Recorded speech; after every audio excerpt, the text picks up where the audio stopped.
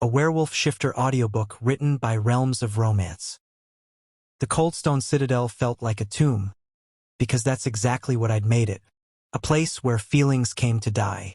Mercy is a disease, Lord Valerius, I said, my voice low and sharp like cracking ice.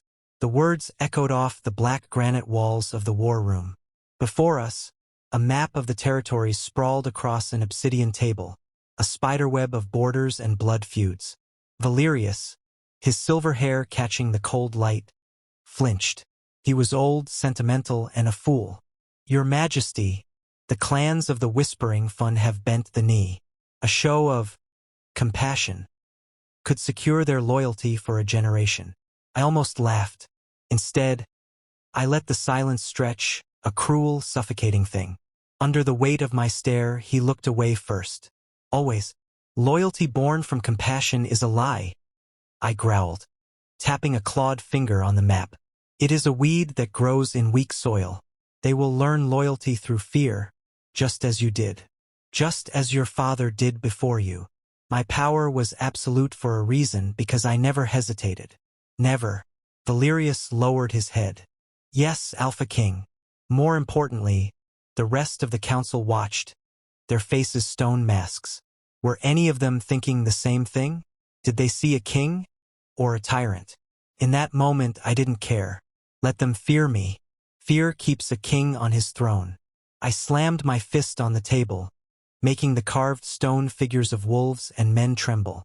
Burn their settlement, salt the earth, and hang their chieftain's hide from our banners. Let it serve as a message. Without another word, I turned from the map, my black cloak sweeping behind me like a storm cloud. As I left them standing there in the suffocating silence, I walked away not to my cold throne, but to the one single room in this entire fortress that held any warmth at all. That night, the only sound in the nursery was the soft, steady rhythm of a tiny heart beating. The room was a stark contrast to the rest of the citadel, filled with warm woods and soft furs. This was my one concession to comfort, my one weakness. My son, Kale. I stood over his crib, a giant of a man watching a life so small, so fragile. His scent was of milk and clean linen and something more, something that was uniquely mine. He was the reason for all of this because my line had to continue. He was the future king. His eyes, when they were open, were a startling gold, the mark of my royal blood, a sign of a true alpha, a trait passed down through 1,000 years of war and conquest. But then, as he slept, he was just a baby. A warmth bloomed in my chest, a strange and unfamiliar feeling I crushed before it could take root. His mother. She had died bringing him into this world, and her memory was a ghost I refused to entertain. Still, sometimes I wondered if he had her smile. Deep down, I knew the truth. This small child was the only crack in the fortress I'd built around my soul. He was a vulnerability I couldn't afford, yet one I would die to protect. So, I reached out a hand, my fingers thick and scarred from battle, and gently brushed his soft cheek. What's worse, a part of me, the wolf inside, recognized him not just as an heir, but as cub, my responsibility, which meant I had to ensure he was safe. I whispered an ancient word, and a silver light flickered around the nursery door. A protective ward, woven from my own life force. No one could enter, no one could harm him. Convinced of his safety, I turned to leave. But then, my ears picked up the frantic pounding of footsteps racing down the hall. My king! The guard's voice was a choked, panicked gasp. He skidded to a halt before me, his eyes wide with terror. I didn't need to hear the words. I already knew. A cold dread, colder than any winter in my 1,000-year life, washed over me. I shoved past him, a blur of fury and fear. I stormed into the nursery. The ward I just placed was shattered, its silver light fizzling into nothing. The window was broken, shards of glass littering the floor like fallen stars. And the crib was empty. Silence.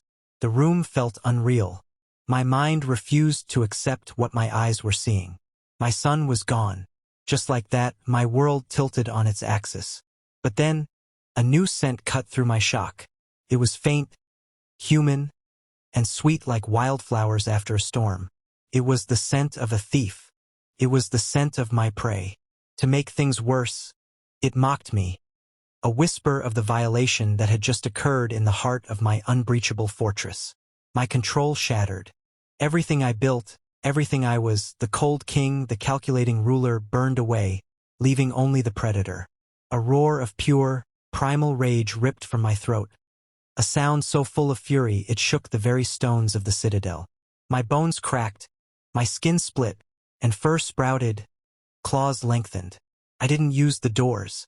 Without thinking, I launched myself through the broken window, shifting into my monstrous wolf form mid-air. I landed on the frozen ground below, a beast of shadow and death, driven by a single, all-consuming thought that echoed with every thundering beat of my heart: hunt. Chapter 2. I was no longer a king. I was a shadow moving through the forest. Trees blurred into a dark smudge on either side of me, and my massive paws made no sound on the frozen ground.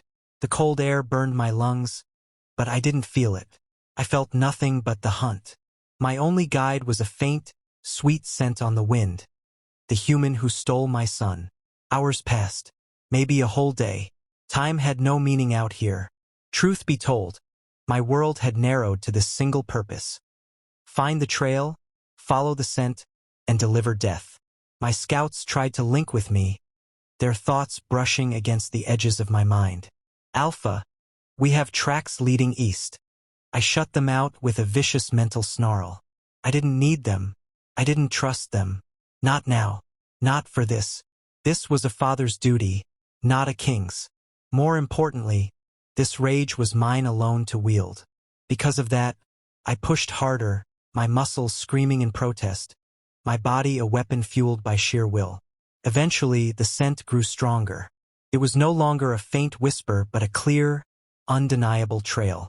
It pulled me forward, an invisible chain wrapped around my soul.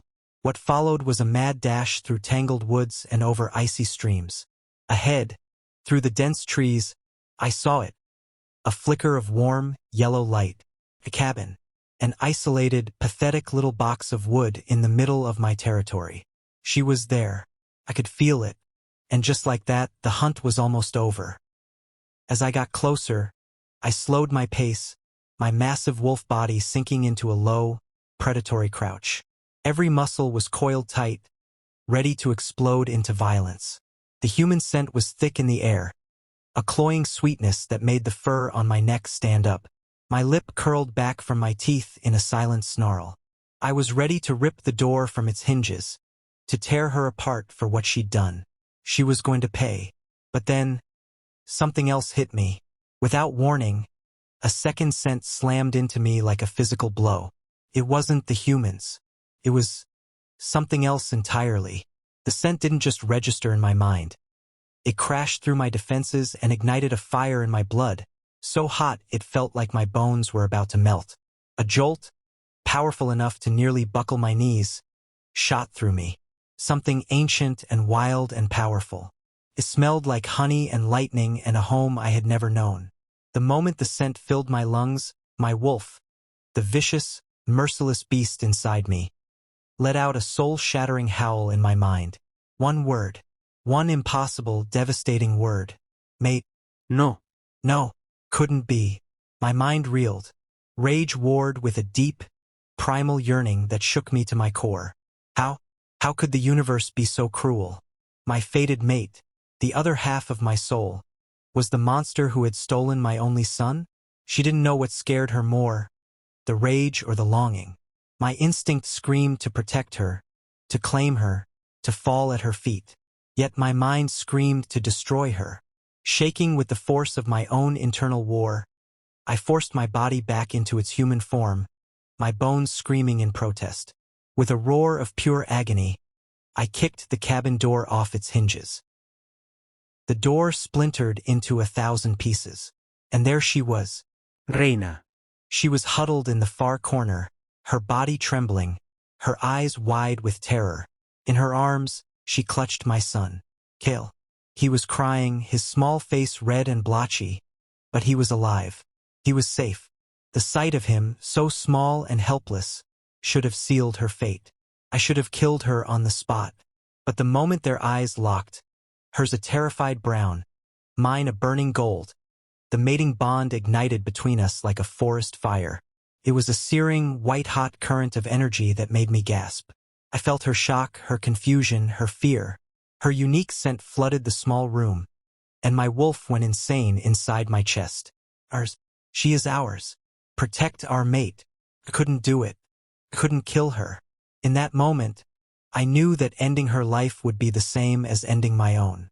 But I couldn't just leave her here either. So I made the only choice I could. Before she could even blink, I crossed the room in 2 long strides. First, I snatched Kale from her grasp, his familiar weight, and sent a grounding force in the storm of my emotions. Next, I grabbed her arm. The contact was electric. A shockwave jolted through us both, and a small gasp escaped her lips. Without another word, I began dragging her out into the cold night. She was my prisoner. She was my enemy, and she was the other half of my soul. Chapter 3. I threw her in a gilded cage. The chambers were fit for a queen, with silks that whispered and gold that gleamed in the firelight. But the windows were barred, and the door was solid oak with a lock forged in a dragon's breath. Because of that, she was my prisoner, and I wanted her to feel it. I stood over her, letting my terrifying alpha presence flood the room, a force that had broken armies. I expected her to crumble, to beg. Confess? I snarled, my voice a low rumble. Tell me which of my enemies paid you to steal my son. She flinched, pressing herself against a velvet couch, but her eyes, they held a spark of defiance. It was infuriating. I don't work for anyone, she whispered, her voice trembling but laced with steel. I found him, he was abandoned. I was trying to keep him safe. Her words were ridiculous, an obvious lie. And yet, the mating bond pulsed between us, a constant, agonizing thrum under my skin that stopped me from shaking the truth out of her. Truth be told, my wolf clawed at the inside of my chest, whining to soothe her, to comfort her. The conflict was a sickness in my soul. I was a king losing control, a predator unable to strike, a man torn in two. To make things worse, she did the one thing I never expected. Before the words left her lips, she looked up, meeting my gaze without fear. Her chin lifted. I wasn't hurting him. I was protecting him. If you don't believe me, let me see him. The demand was so bold, so utterly insane, it left me speechless. It was a foolish, unjustifiable risk. Every instinct I had honed over 1,000 years screamed that it was a trap, that showing any weakness would be my end. But the wolf inside me clawed at my ribs, howling that to keep this woman from my pup was a crime my soul couldn't bear. The bond demanded it. Against my better judgment, I brought him to her. I stood in the shadows of the room, my 2 most loyal guards flanking the door, and I watched. My goal was simple, to find proof, to see the mask of this kidnapper slip and reveal the greed or malice underneath. I was ready for anything except what actually happened. The moment the guards placed Kale in her arms, a visible wave of calm washed over her. More importantly, it washed over my son. Kale, who had been restless and wailing since I'd torn him away from her, went quiet. He settled against her chest as if he'd been born there. She didn't speak. Instead, she began to hum, a soft, simple melody that filled the tense silence with an impossible warmth. He cooed, his tiny fist uncurling to rest on her cheek. And in that moment, as I watched them, my perfect, cold certainty began to crack. Deep down, she knew the truth, and maybe I did too. This wasn't the act of a criminal with her prize. This was maternal. It was a bond so pure and real that it made my chest ache. A dangerous thought took root in my mind, a thought that felt more like my wolf's instinct than my king's logic. What if she's telling the truth? The idea was a poison, weakening my resolve, confusing my rage. I was so lost in the sight of them that I barely heard the sharp knock on the door that shattered the fragile peace. Moments later, Lord Valerius cornered me in my study. He moved with the silent grace of a serpent, his face a perfect mask of worried loyalty. "Your Majesty," he said, his voice a low, concerned murmur. "Forgive my intrusion, but the court, it whispers." I turned from the fireplace, my jaw tight. "What do they whisper, Valerius?" He sighed, a theatrical sound of regret. "They say the human has bewitched you, that your power is compromised by a common thief. They question your strength." Every word was a carefully aimed dart, designed to provoke my pride, because he knew me so well. "They are fools," I growled. "No, my king," he countered, stepping closer. "They are scared, and their fear will curdle into dissent." He placed a rolled parchment on my desk. "You must show them the merciless king has not gone soft. You must make a public example of her. An execution, swift and final. It is the only way." His logic was a cold, hard trap. He was right. From a political standpoint, he was absolutely right. Any mercy would be seen as weakness, and weakness gets a king killed. My mind screamed at me to agree, to be the king I had always been. Yet, the image of her holding my son, of Kale's peaceful face, flashed in my mind. The thought of killing her was a physical pain, a tearing in my soul. But I had no choice. I had to maintain control. I gave him a curt nod. After he left, I stared at the parchment. With a hand that felt like it was carved from lead, I signed my name. The execution was set for the next full moon. Chapter 4. I walked into her chambers that night, the cold weight of the signed death warrant in my pocket. My goal was to break her spirit completely, to see the last of her fight die out. "An execution date has been set," I announced, my voice devoid of all emotion. I expected her to collapse, to plead for her life. Instead, she ignited. Her head snapped up, and her eyes, which I'd only ever seen filled with fear, now blazed with pure, unadulterated fury. "You're a monster," she hissed, getting to her feet. She was a tiny human, yet she faced me like a cornered wolf. "You're so blinded by your own power that you can't see the truth when it's screaming in your face." We circled each other, the air between us crackling with tension. I accused her of being a liar and a traitor. She accused me of being a heartless tyrant afraid to trust his own soul. The space between them burned. Her scent, wildflowers and righteous anger, was intoxicating, and it drove my wolf mad. Before I knew it, we were inches apart, shouting in harsh whispers. "You will destroy this kingdom," I snarled. "You already have," she shot back. And in that moment, as the silence stretched, I felt it. Underneath the rage, the frustration, and the confusion was a raw, undeniable desire that threatened to consume us both. Her world tilted, and so did mine. Shaken, I turned to storm out of the room. But then her voice, desperate and raw, stopped me cold. "Wait!" The blanket he was wrapped in. It was beautiful, made of something like silk, but it shimmered in the light. "Don't you understand? Someone left him for me to find." Her words were like a key turning in a lock I never knew existed. Shimmered. The word echoed in the sudden silence of my mind. Without another word, I left her standing there, my boots pounding on the stone floors as I made my way not to my study, but deep into the bowels of the citadel, to the royal vault. Inside, surrounded by ancient artifacts and the spoils of war, I found the evidence box from her cabin. My hands trembled slightly as I pulled out the small, soft blanket. It was just as she described. Impossibly soft, lighter than air, and it shimmered under the torchlight like liquid moonlight. My breath caught in my throat. I knew what this was.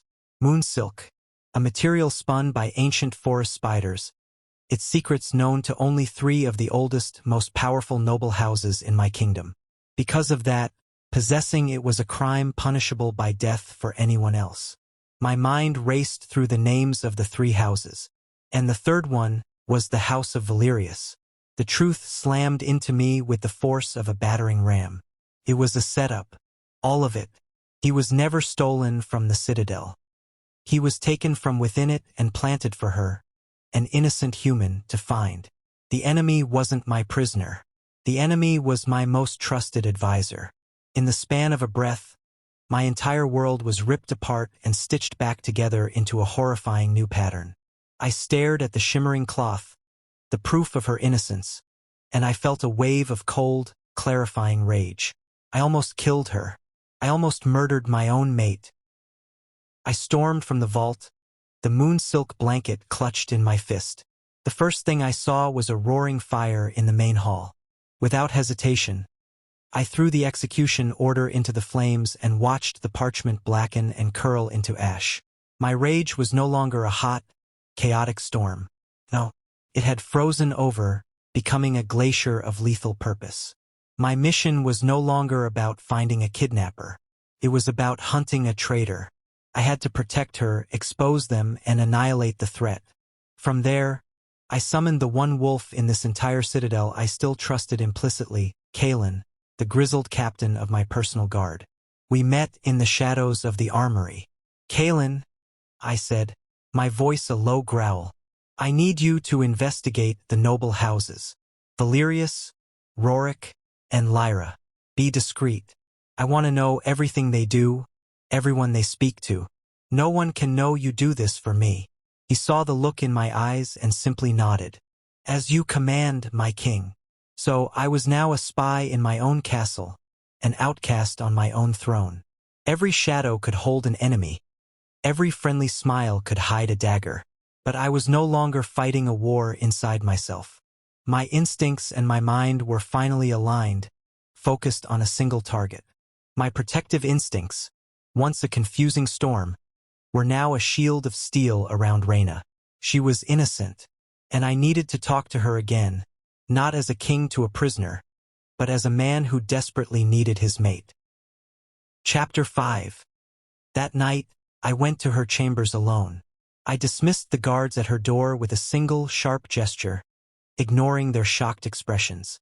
The heavy oak door swung open, and I stepped inside. Reyna was by the window, staring out at the moon, and she flinched when she saw me, her body instantly tensing for another confrontation. But then, I held out the shimmering moon-silk blanket. The tension broke, replaced by a cautious curiosity. You were right, I said, my voice rough, the words feeling strange in my mouth. It was the first time I had admitted being wrong in centuries. This is moon-silk, I continued, stepping further into the room. You were framed. Someone from inside my own court took my son and planted him for you to find. I watched her face as the meaning of my words sank in. Her fear slowly gave way to a dawning, shocked understanding. This was the greatest risk of my life, because I was laying my kingdom's treachery and my own terrible mistake at her feet. In fact, I was trusting her with my life. I took another step closer. The traitor is one of my most trusted advisors. I am surrounded by snakes, and I don't know who to trust. I looked her in the eyes, my soul bare for her to see. Except, maybe, you. The silence that followed was heavy with the weight of everything that had happened between us. Her anger, my cruelty, our undeniable bond. As the silence stretched, she searched my face, looking for the truth. Eventually, she gave a single, firm nod. Okay, she whispered, her voice a mixture of fear and resolve. What do we do? After that, we began to live a dangerous double life. To the rest of the court, I remained the cold, merciless king, and she was the human prisoner whose execution was drawing ever nearer. But at night, we met in secret. In the dusty, forgotten corners of the royal library, surrounded by the ghosts of my ancestors, we became co-conspirators. We spent hours poring over old maps and court ledgers, searching for any connection, any weakness we could use against Valerius. The shared danger was a constant, humming wire between us. During one of those tense, late-night meetings, she leaned over a map to point something out, her arm brushing against mine. The simple touch was like a lightning strike. Her breath caught. As if the world narrowed, all I could see was her. Her face illuminated by the flickering candlelight, her eyes wide and luminous. The air thickened. Before either could speak, as if pulled by a string, I closed the distance between us. The kiss was not gentle or sweet. It was a desperate, frantic collision of lips and teeth and pent-up emotion. It was a fusion of all the anger, the fear, the guilt, and the raw, undeniable need that had been simmering between us since the moment we met. It was a surrender. In that moment, she wasn't my prisoner and I wasn't her king. We were just a man and a woman, clinging to each other in the dark. But then, the sound of a distant guard patrol forced us apart, leaving us breathless as the unspoken truth of what we'd just done hung in the air. The very next morning, Valerius sprung his trap. He called an emergency meeting of the War Council, his face a grim mask of feigned duty. I stood by my throne, a sense of dread coiling in my gut. He was escalating things. He knew he was losing control of the situation. Before the assembled lords, he threw down a stack of letters tied with a ribbon. The parchment was sealed with the crest of the Bloodfang pack, my most bitter rivals. Proof, Valerius declared, his voice ringing with false righteousness.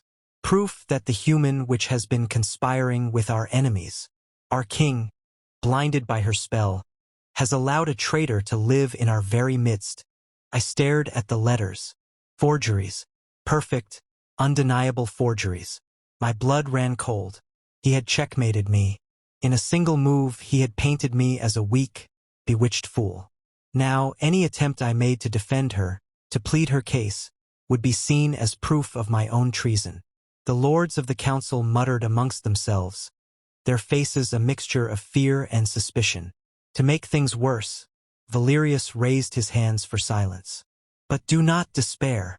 Her treachery has been exposed. Tonight, we will hold a celebratory feast. A feast to honor the security of our great kingdom, and the final justice our king will now surely deliver. His words echoed in the tense hall.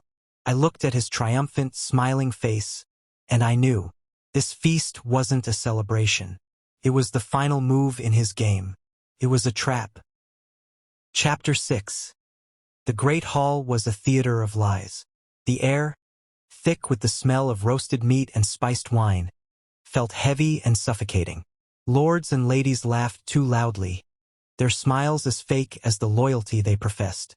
I sat at the head table, a king on a throne of thorns.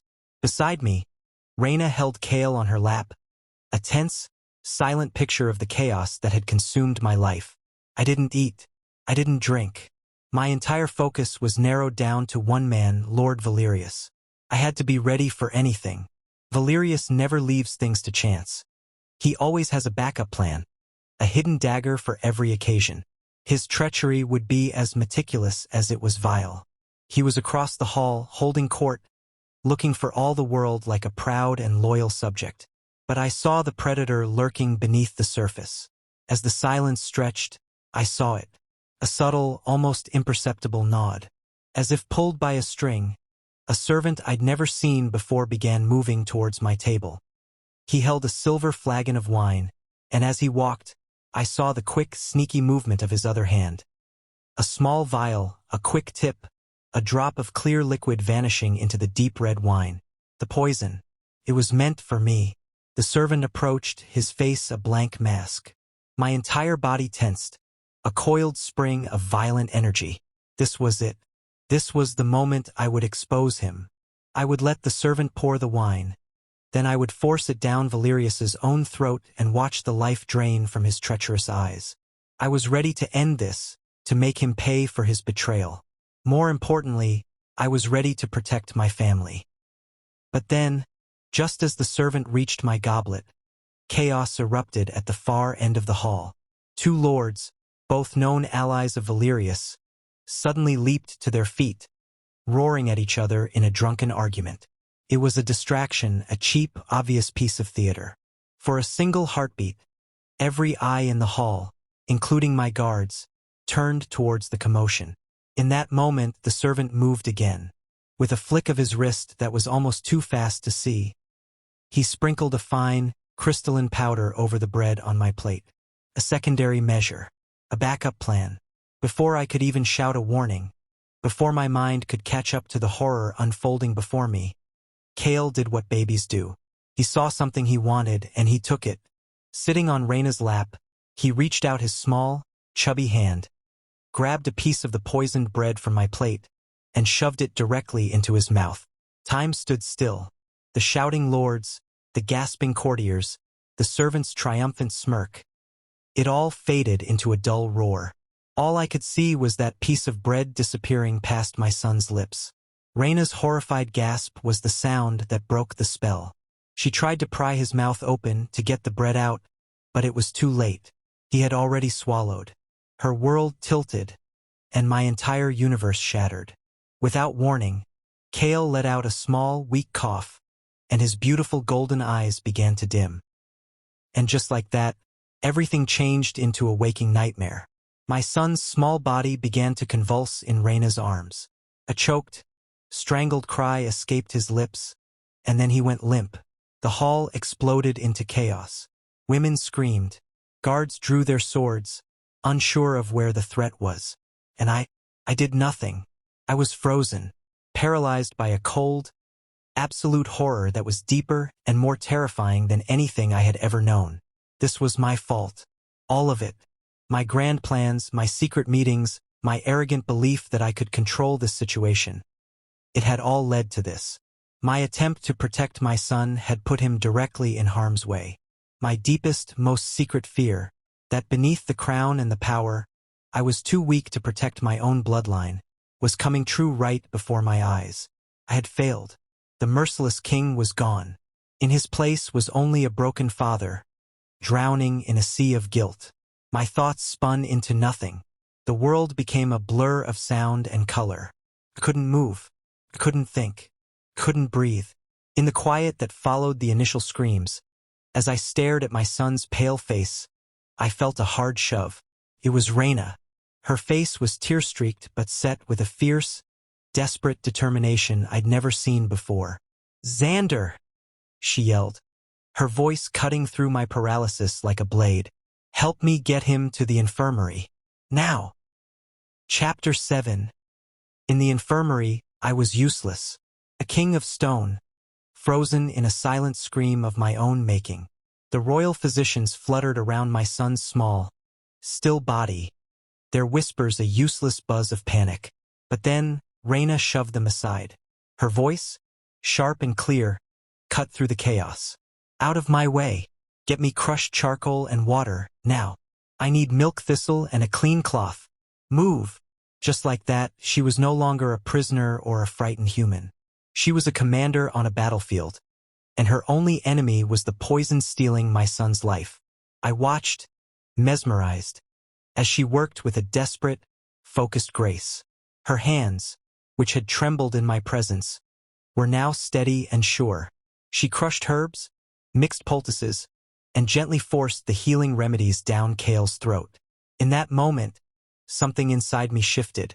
My entire life, for 1,000 lonely years, I had believed that love, that compassion, was a fatal weakness, a disease that killed kings. But watching her fight for my son with a power that came not from a crown or a sword, but from the very heart of her, I finally saw the truth. Her ability to care, to heal, was not a vulnerability. It was a force of nature. It was a strength so profound, so absolute, it made my centuries of cold, ruthless power look like a child's tantrum. As the wind shifted outside, after what felt like an eternity, Kale's small body stopped shaking. He took a shaky, rattling breath, and then another. She had saved him. Later, I stood over Kale's small bed, watching the steady rise and fall of his chest. He was sleeping peacefully, the last of the poison purged from his system. Reyna stood beside me, her hand resting gently on his forehead. Her face pale with exhaustion but her eyes shining with fierce, protective love. Everything I thought I knew was gone, burned away in the fires of my near unbearable grief. The cold, calculating king was dead. What stood there now was something new, something stronger. My resolve was no longer about political games. It wasn't about outmaneuvering my enemies or securing my throne. No, this was simpler, more primal. This was about annihilation.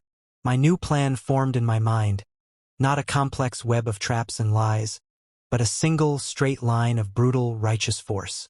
I looked from my son's innocent face to Reyna's determined one, and I finally understood the answer to the question that had been tearing my soul apart. Vulnerability wasn't weakness. Love wasn't a disease. They were the ultimate source of strength, because they gave you something worth burning the world down to protect. In the quiet that followed, I took Reyna's hand, my touch no longer that of a captor, but of a partner, a mate. "It's time to end this," I said, my voice a low, chilling promise. "Call the court, every last one of them. I want them in the throne room now." The throne room was a viper's nest of whispers and fearful glances. The lords of my court were assembled, shuffling nervously, not knowing what to expect.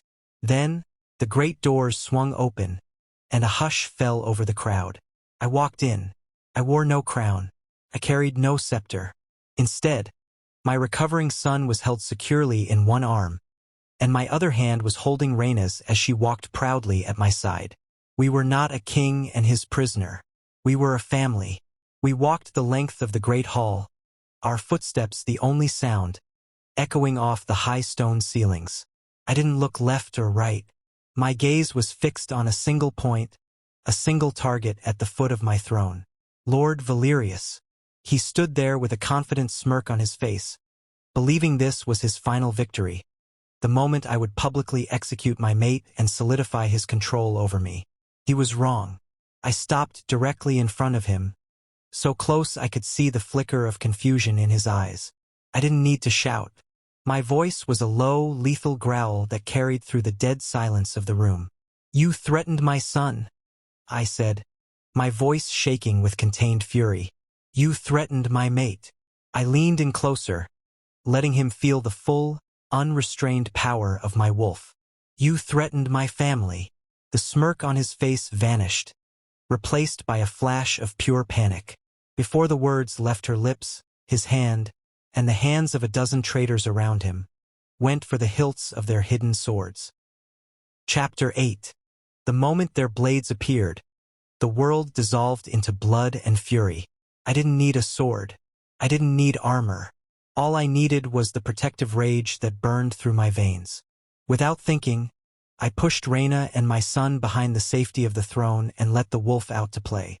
My eyes bled from brown to molten gold, my teeth sharpened to daggers in my mouth, and my hands became claws of black iron. A growl, a promise of death, ripped from my chest. What followed was not a fight. It was a storm. Valerius lunged first, his sword aimed at my heart. I caught the blade between my claws, shattering it into 1,000 pieces before backhanding him across the room. A beat later, another traitor tried to flank me to get to Reyna. I moved like a blur of shadow, my claws tearing through his throat before he could even scream. It was brutal, it was terrifying, and it was over in less than a minute. This was not the cold, calculated violence of a king. This was the righteous, unrestrained fury of a mate and a father. Every move was to protect them.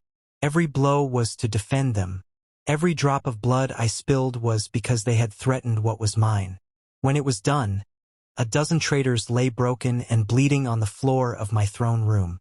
In the stillness that followed, the only sound in the blood-spattered hall was the harsh sound of my own breathing. The threat was over.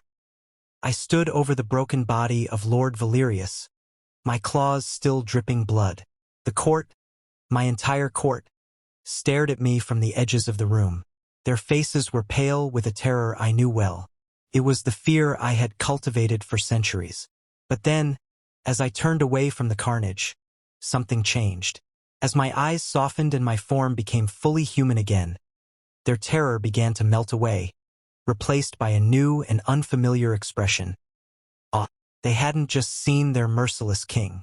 They had seen a protector. I walked past the bodies, my eyes only for her. Reyna stood by the throne, clutching Kale to her chest, her face a mixture of shock and relief. She was my anchor, my truth, my queen. Before the entire assembled court, before the lords who had both feared and plotted against me, I did something no Alpha King had done in the history of our people.